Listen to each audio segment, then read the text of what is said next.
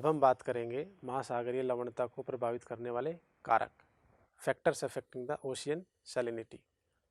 महासागरों की सतह के जल की लवणता मुख्यतः वाष्पीकरण एवं वर्षण पर निर्भर करती है। दूसरा, तटीय क्षेत्रों में सतह के जल की लवणता नदियों के द्वारा लाए गए ताजे जल के द्वारा ध्रुवीय क्षेत्रों में बर्फ के जमने एवं पिघलने की क्रिया के सबसे अधिक प्रभावित करती है।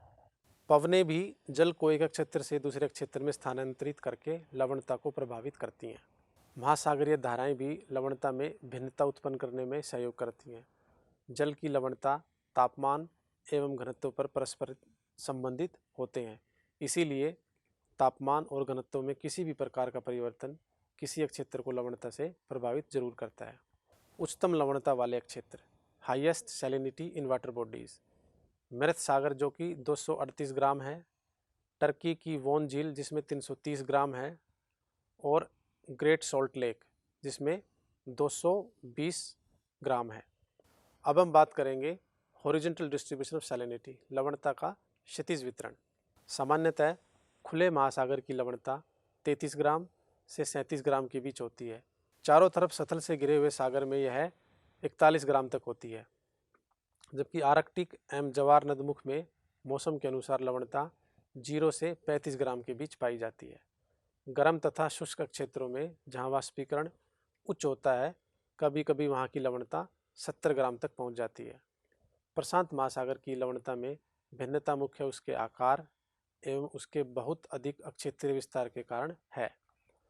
उत्तरी गोलार्ध के पश्चिमी भागों में लवणता 35 ग्राम में से कम होकर 31 तक हो जाती है, क्योंकि आर्कटिक अक्षेत्र का पिघला हुआ जल वहाँ पहुँचता है। इसी प्रकार 15 से 20 डिग्री दक्षिण के बाद यह 33 ग्राम तक घट जाती है। अटलांटिक महासागर की औसत लवणता 36 ग्राम के लगभग है। उच्चतम लवणता 15 डिग्री से 20 डिग्री अक्षांश के बीच दर्ज की गई है। अधिकतम लवणता 20 डिग्री उत्तर से 30 डिग्री उत्तर तक तथा 20 डिग्री पश्चिम से 60 डिग्री पश्चिम के बीच पाई जाती है। यह उत्तर की ओर क्रमिक रूप से घटती हुई चली जाती है। उच्च अक्षांश में स्थित होने के बावजूद उत्तरी महासागर में उत्तरी अटलांटिक प्रवाह के द्वारा लाए गए अधिक लवणीय जल के कारण अधिक लवणता पाई जाती है। बाल्टिक समुद्र की लवणता कम होती है, क्योंकि इसमें बहुत अधिक मात्रा में नदियों का पानी मिलता है। भूमध्य सागर की लवणता ज़्यादा वाष्पीकरण होने के कारण अधिक होती है।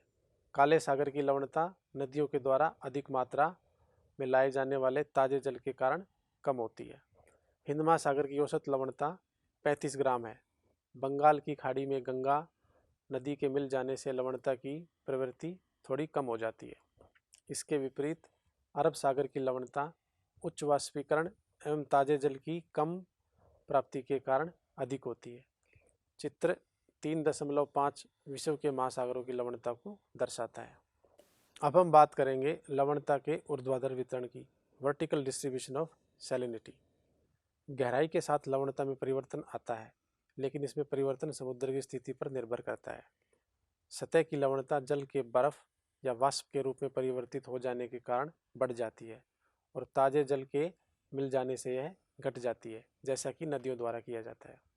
गहराई में लवणता लगभग नियत होती है, क्योंकि वहाँ किसी प्रकार से पानी का ह्रास या नमक की मात्रा में वृद्धि नहीं होती।